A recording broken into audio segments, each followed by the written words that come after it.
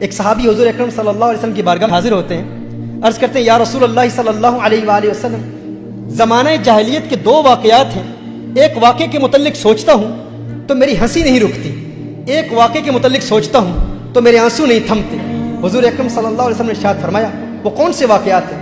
وہ عرض کرتا ہے کہ یا رسول اللہ صلی اللہ علیہ وسلم، زمانہ جاہلیت میں ایک مرتبہ میں ایک سفر پر جا رہا تھا، ایک بت تھا جس کی میں پوجا کرتا تھا، اس کو اپنا معبود سمجھتا تھا، پتھر کا بنایا ہوا بت میں اپنے ساتھ لے کے گیا، لیکن اس کا وزن اتنا زیادہ تھا کہ میں نے سوچا کہ کہیں اپنے ہی معبود کے وزن کے نیچے دب کے مر نہ جاؤں، تو میں نے سوچا کہ میں ایک اور معبود تیار کر لیتا ہوں۔ کہا کہ میں نے آٹے کا ایک معبود بنایا، کیونکہ آٹے کا وزن کم ہوتا ہے، کہا میں نے آٹے کا ایک معبود بنایا، ایک بت بنایا، باطل معبود بنایا کہ میں اس کو ساتھ لے جاؤں گا اور اس کی پوجا کرتا رہوں گا۔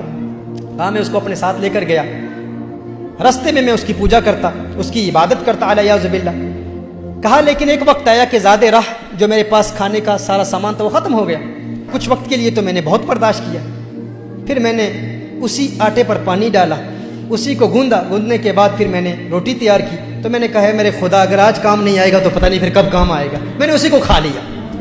کہا یا رسول اللہ صلی اللہ علیہ وسلم، جب میں اپنے اس باطل معبود کے متعلق سوچتا ہوں تو میری ہنسی نہیں رکتی، اور ایک ایسا واقعہ ہے، ایک ایسا دردناک واقعہ ہے، جب اس کے متعلق سوچتا ہوں تو میرے آنسو نہیں تھمتے۔ میرے آقا صلی اللہ علیہ وسلم نے ارشاد فرمایا وہ کیا واقعہ ہے؟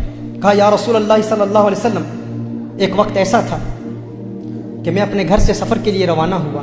جب میں سفر کے لیے روانہ ہوا تو میری زوجہ حاملہ تھی، میری زوجہ امید سے تھی۔ ایک عرصے کے لیے میں اپنے گھر سے باہر رہا اور میں نے ایک مدت گھر سے باہر گزاری۔ جب واپس آیا تو گھر میں جب پہنچا تو میں نے دیکھا ایک ننھی سی بچی میرے گھر کے صحن میں کھیل رہی ہے۔ جب اس بچی کو کھیلتے ہوئے دیکھا، میں نے زوجہ سے پوچھا یہ بچی کہاں سے آئی ہے؟ تو اس نے کہا ڈر کی وجہ سے، خوف کی وجہ سے، وہ جانتی تھی کہ یہ عرب کا معاشرہ ہے اور یہ وہ لوگ ہیں جو اپنی بیٹیوں کو زندہ دفن کر دیا کرتے ہیں۔ اس نے کہا کہ یہ آپ کی بیٹی ہے۔ اس نے کہا مجھے بہت غصہ آیا، لیکن وہ بیٹی بھاگتی ہوئی صحن میں میرے پاس آئی اور یا ابا کہہ کے مجھے پکارا، ہے میرے پیارے والد کہہ کے پکارا اور مجھے سینے سے لگا لیا۔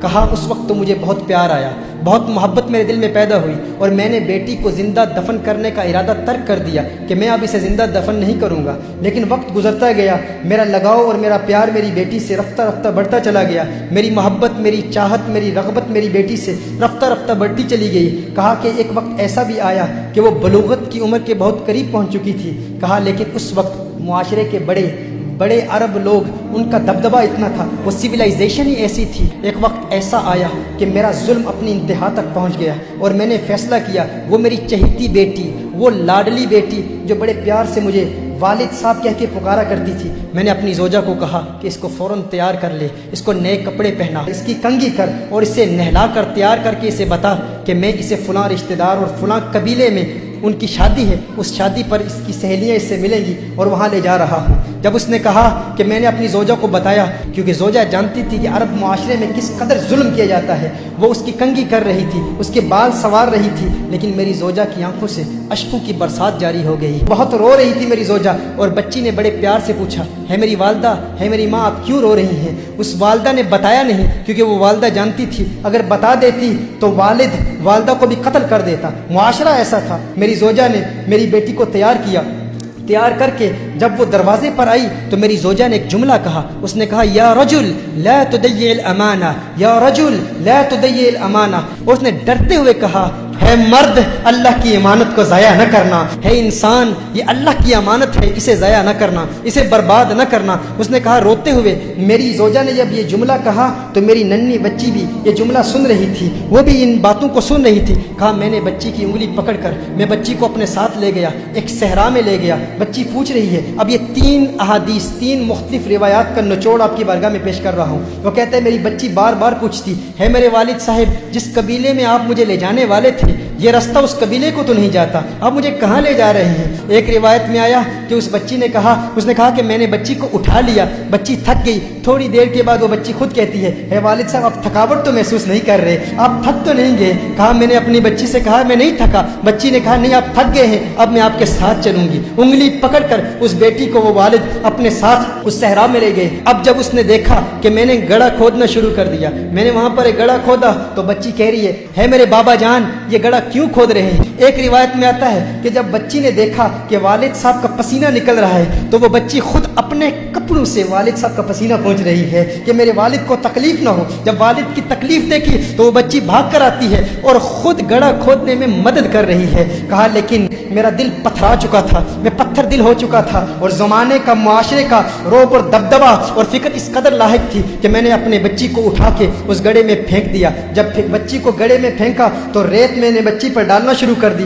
ایک روایت میں آتا ہے کہ بچی نے والد کا ہاتھ پکڑ لیا، کہا ہے میرے والد کیا آج تو مجھ پر وہی ظلم کرے گا جو عرب لوگ اپنی بچیوں پر کرتے ہیں؟ کہ آج وہی ظلم کرے گا؟ میری ایک التجا ہے، میری ایک تمنا ہے میرے والد صاحب، ایک آرزو ہے، آج تو مجھے مار رہا ہے لیکن میری ایک خواہش ہے، میری والدہ کو نہ بتانا کہ تو نے مجھے قتل کیا تھا، کہنا کہ اسی قبیلے کے لوگوں میں اپنی بیٹی کو چھوڑ آیا۔ ایک وقت ایسا بھی آیا کہ میری داڑھی پر اس ریت کا غبار میری داڑھی پر تھا، بچی اپنے ہاتھوں سے اپنے والد کی داڑھی بھی صاف کر رہی تھی، اس کو اپنے والد کی داڑھی پر جو غبار تھا وہ اچھا نہیں لگتا تھا۔ کہا لیکن میرا ظلم اپنی انتہا تک پہنچ چکا تھا، اور آخری جملہ اس بچی نے کہا ہے میرے والد آپ کو یاد ہے جب میں گھر سے باہر نکلی تھی تو ماں نے کیا کہا تھا؟ یا رجل لا تضيع الامانہ، اللہ کی امانت کو ضائع نہ کرنا۔ اس کی ننھی آواز ختم ہوتی چلی گئی اور وہ بچی وہیں مر گئی۔ میں نے بچی کو دفن کر دیا۔ یا رسول اللہ صلی اللہ علیہ وسلم، آقا جب میں وہ جہالت کے زمانے کا واقعہ یاد کرتا ہوں تو میرے آنسو نہیں تھمتے۔ حضور اکرم صلی اللہ علیہ وسلم کو دیکھا تو حضور اکرم صلی اللہ علیہ وسلم کے ساتھ حضرت فاطمہ زہرا رضی اللہ تعالی عنہ موجود ہیں۔ میرے آقا نے فوراً فاطمہ زہرا کو سینے سے لگا لیا، سینے سے لگا لیا۔ میرے آقا کی آنکھوں سے اشکوں کی برسات جاری ہو گئی۔ ہم تو اپنی بیٹیوں سے پیار کیا کرتے ہیں۔ میرے آقا نے فرمایا ہے ظالم انسان، اگر زمانہ جاہلیت کے گناہوں کی وجہ سے اور ظلم کی وجہ سے اللہ مجھے آج کسی سے بدلہ لینے کی اجازت دیتا تو سب سے پہلے تجھ ظالم سے بدلہ لیتا۔ محترم احبہ، اپنی بیٹیوں کو بتائیں کہ حضور اکرم صلی اللہ علیہ وسلم نے ان بیٹیوں کو جینے کا حق دیا ہے۔ میرے آقا صلی اللہ علیہ وسلم نے ان بچیوں کو وہ مقام دیا ہے۔ کیا مقام دیا ہے، کیا مرتبہ دیا ہے؟ رسالت میں آپ صلی اللہ علیہ وآلہ وسلم ارشاد فرماتے ہیں جب کسی کے ہاں لڑکی پیدا ہوتی ہے تو اللہ تعالیٰ اس کے گھر فرشتوں کو بھیجتا ہے۔ آج آپ دیکھیں آپ کے گھر بیٹی پیدا ہو جاتی ہے، آپ پریشان ہو جاتے ہیں، دو بیٹیاں پیدا ہو جاتی ہیں، آپ پریشان ہو جاتے ہیں کیونکہ بیٹوں پر ہم فخر کرتے ہیں۔ میرے آقا صلی اللہ علیہ وآلہ وسلم ارشاد فرماتے ہیں جب اللہ تعالیٰ کسی کو بیٹی عطا کرتا ہے، لڑکی عطا کرتا ہے تو اس کے گھر فرشتوں کو بھیجتا ہے۔ فرشتے آ کر کہتے ہیں ہے گھر والو تم پر سلامتی ہو۔ پھر فرشتے اپنے پر بچھا دیتے ہیں، اپنے پروں کے سائے میں اس بچی کو لے لیتے ہیں اور اپنے ہاتھ اس بچی کے سر پر پھیرتے ہیں، اور پھر فرشتے کہتے ہیں کہ یہ ناتواں کمزور جان ہے، جو اس ناتواں کمزور کی پرورش کرے گا قیامت تک اللہ کی مدد اس کے شامل حال رہے گی۔ میرے آقا صلی اللہ علیہ وسلم نے ارشاد فرمایا بیٹیوں کو برا مت کہا کرو، تم دیکھتے نہیں میں محمد عربی بھی بیٹیوں والا ہوں، تم دیکھتے نہیں میں بھی بیٹیوں والا ہوں۔ بے شک بیٹیاں تو بہت محبت کرنے والی، غم گسار اور بہت زیادہ مہربانی کرنے والی ہوتی ہیں۔ ایک حدیث میں میرے آقا صلی اللہ علیہ وسلم نے ارشاد فرمایا جس شخص پر بیٹیوں کی پرورش کا بار پڑ جائے